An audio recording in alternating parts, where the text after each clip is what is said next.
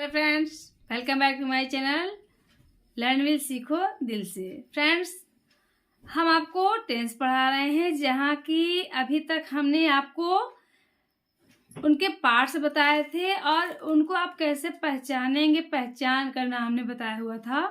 तो so guys, आज हम आपको टेंस पढ़ाएंगे प्रेजेंट इंडेफिनिट। जैसा कि हमने आपको बताया हुआ था कि प्रेजेंट टेंस के हर टेंस के 4 पार्ट्स होते हैं, है ना। तो आज हम प्रेजेंट टेंस का फर्स्ट पार्ट पढ़ेंगे, जिसको कहते हैं present indefinite tense.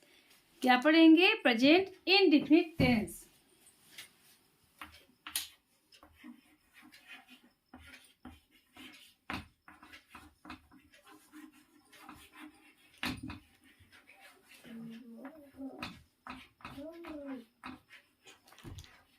Present indefinite tense. देखिए, प्रेजेंट इंडेफिनिट, डिफिनिट मैंने आपको पढ़ाया हुआ था कि डिफिनिट किसे कहते हैं, इंडेफिनिट किसे कहते हैं। निश्चित और अनिश्चित जो हमने आपको बताया हुआ था, हमने आपको वर्ब में पढ़ाया हुआ है, डिफिनिट और आर्टिकल में भी बताया हुआ है। ठीक, तो ये हमारा प्रेजेंट इंडेफिनिट टेंस है। प्रेजेंट इंडेफिनिट में भी देखिए 4 पार्ट होंगे। ठीक, जैसे प्रेजेंट इंडेफिनिट में आप क्या पढ़ेंगे? पहले असर्टिव सेंटेंस। सबसे पहले आप क्या पढ़ेंगे? Assertive sentence. इसकी पहचान करना। आप प्रेजेंट इंडेफिनिट की पहचान कैसे करेंगे? जब क्रिया के अंत में, लास्ट में हमारा ता है, ती है, ते है, तो है, ठीक, ऐसे शब्द रहते हैं, तो हम उसको ये पहचान के रूप में समझते हैं कि हमारा प्रेजेंट इंडेफिनिट टेंस है। और प्रेजेंट इंडेफिनिट के जो पहला वाला है पार्ट, वो देखिए असर्टिव सेंटेंस। इसकी पहचान देखिए।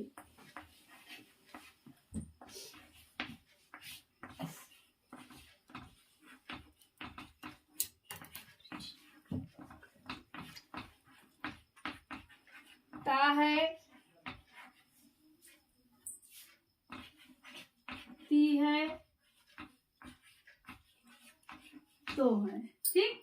ये पहचान है कि आप इसको कैसे पहचानेंगे कि प्रेजेंट इंडेफिनिट टेंस का कौन सा है, प्रेजेंट टेंस का इंडेफिनिट टेंस है।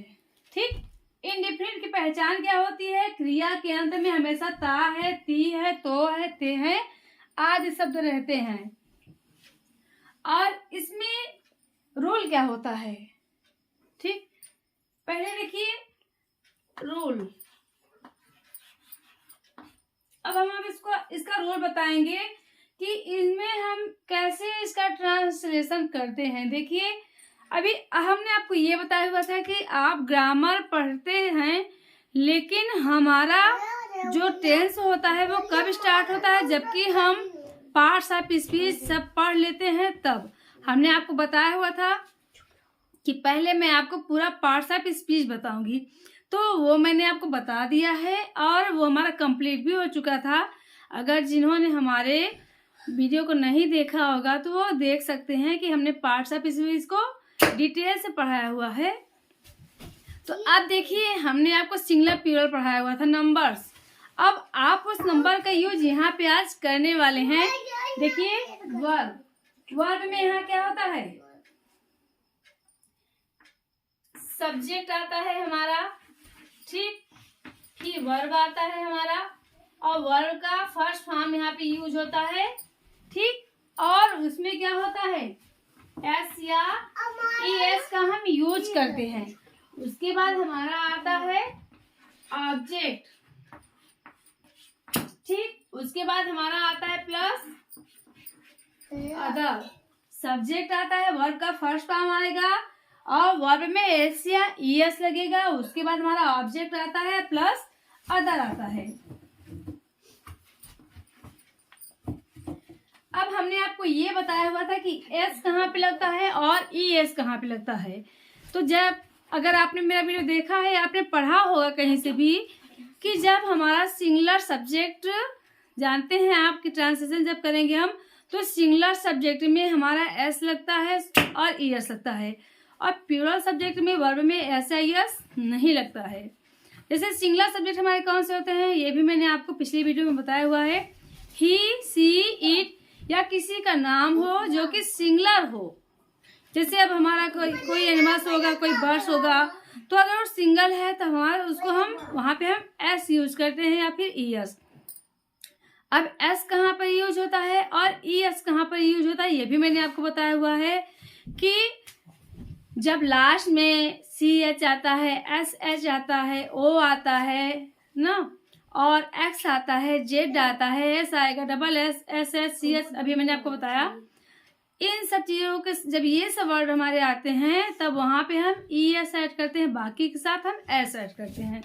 अब देखिए पहले ध्यान से, ट्रांसलेशन करने के लिए सबसे ज्यादा मस्ट क्या है, सबसे ज्यादा क्या जरूरी है हमारा, सबसे ज्यादा क्या जरूरी होता है, रोल को लर्न करना। जब तक आप रोल को नहीं लर्न करते हैं, आप नहीं जानते हैं कि कैसे हम ट्रांसलेशन, जैसे अब हमने अभी आपको बताया है कि प्रेजेंट इंडेफिनिट टेंस में हमेशा वर्ब में एस या ई एस का यूज करते हैं, सिंगुलर सब्जेक्ट के साथ और प्लूरल सब्जेक्ट के साथ नहीं करते हैं।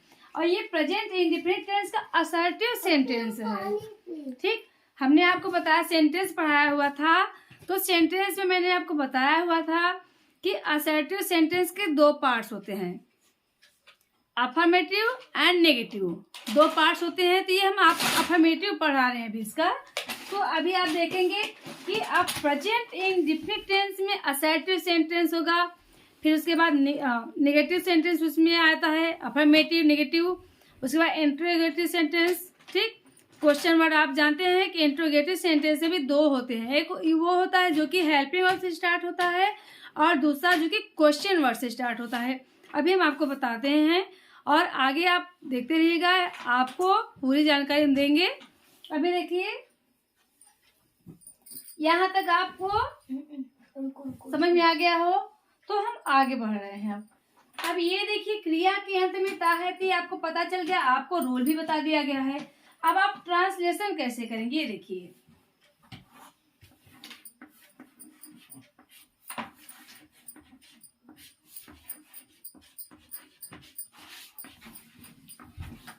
राम घर जाता है, और सबसे पहले देखिए, फिर मैं आपको एक बार रिपीट कर रही हूँ कि यहाँ पे हमें सबसे ज्यादा अब हमें ये जानना जरूरी है कि इसमें सब्जेक्ट कौन है, वर्ब कौन है, ऑब्जेक्ट कौन है। तो अब यहाँ पे आप सब्जेक्ट अगर आप नहीं समझ पा रहे हैं कि सब्जेक्ट हमारा कौन सा है, तो आप अपने मन में आप यहाँ क्वेश्चन करिए कि घर जाता है, घर जाता है। अब आप ये सोचेंगे घर कौन जा रहा है, किसके द्वारा जाने का कार्य हो रहा है। तो यहाँ पे हमें आंसर मिला है राम घर जाता है। तो राम यहाँ पे हमारा सब्जेक्ट है। ठीक, ऐसे नहीं। राम हमारा यहाँ पे क्या है, सब्जेक्ट है। अब राम क्या करता है, राम, अब देखिए वर्ब में मीन्स होता है क्रिया, काम जिसको आप बोलते हैं। तो अब राम के द्वारा कौन सा कार्य किया जा रहा है, जाने का कार्य किया जा रहा है। राम के द्वारा कौन सा कार्य किया जा रहा है,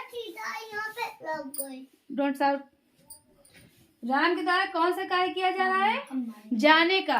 तो अब यहाँ पे आपको पता है, देखिए सबसे पहले आपको मीनिंग लर्न होनी चाहिए। हर एक चीज की मीनिंग जब तक आप लर्न नहीं करेंगे, आप कोई भी चीज को लिख नहीं पाएंगे इंग्लिश में, है ना। सबसे पहले हमें मीनिंग को लर्न करना, जितना हो सके उतना आप कम से कम डेली 20 वर्ड मीनिंग आप लर्न करिए।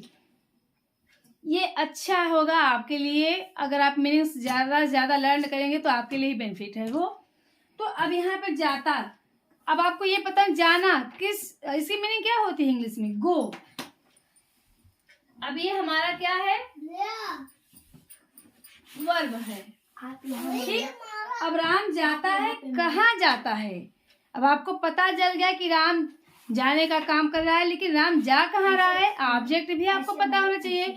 तो यहाँ पे हमारा ऑब्जेक्ट है हाउस, घर। हाउस मीन्स घर होता है। तो यहाँ पे हमारे ये क्या है, ऑब्जेक्ट है, सब्जेक्ट, वर्ब, ऑब्जेक्ट। हमारे ट्रांसलेशन में ये तीन ही मेन होते हैं, सब्जेक्ट, वर्ब और ऑब्जेक्ट। अगर आप इसकी पहचान कर लेंगे तो आपको ट्रांसलेशन करने में कोई भी प्रॉब्लम क्रिएट नहीं होगा। अभी हमने आपको ये बताया हुआ है। ये देखिए, अब हम इसको ट्रांसलेशन कैसे करेंगे। अब पहले देखिए ट्रांसलेशन कैसे आप करेंगे।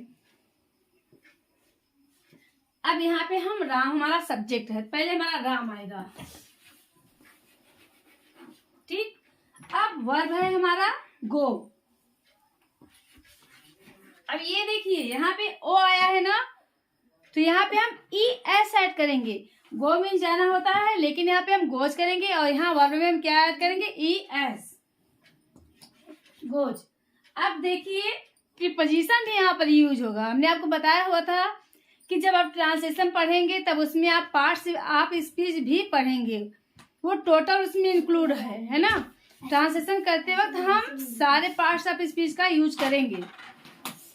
अब यहाँ पे हमारा प्रीपोजिशन यूज होगा to. Ram goes to school. Ram घर को जाता है। आप सोचेंगे कि यहाँ पर को तो कहीं नहीं है, लेकिन टू कहाँ से आ गया है, तो यहाँ पे को हमारा छिपा हुआ है, राम घर को जाता है, ठीक देव। तो ये है हमारा ट्रांसलेशन।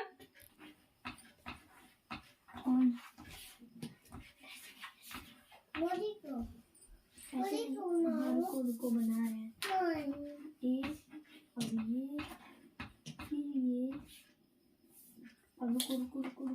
है ना।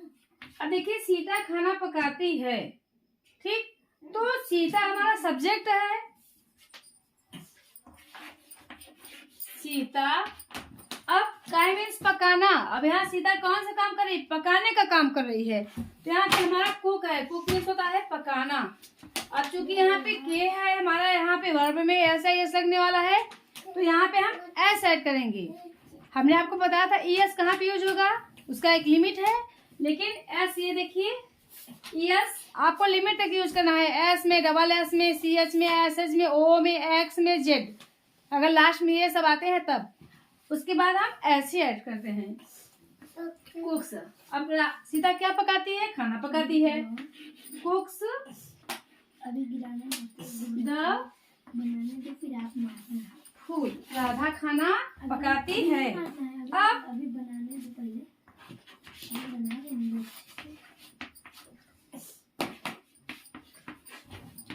मैं बाजार जाता हूँ। अब मैं बाजार जाता हूँ तो I go to school. I go to school, क्योंकि अब यहाँ पे हम वर्ब में एस या एस नहीं ऐड करेंगे, क्योंकि ये हमारा क्या है, प्लूरल सब्जेक्ट है। आई वी दे यू के साथ वर्ब में हम एस या एस नहीं ऐड करेंगे। तो चिल्ड्रंस आज के लिए इतना ही, और अभी हम आपको नेक्स्ट वीडियो में अब नेगेटिव सेंटेंस पढ़ाएंगे। Thank you for watching my video.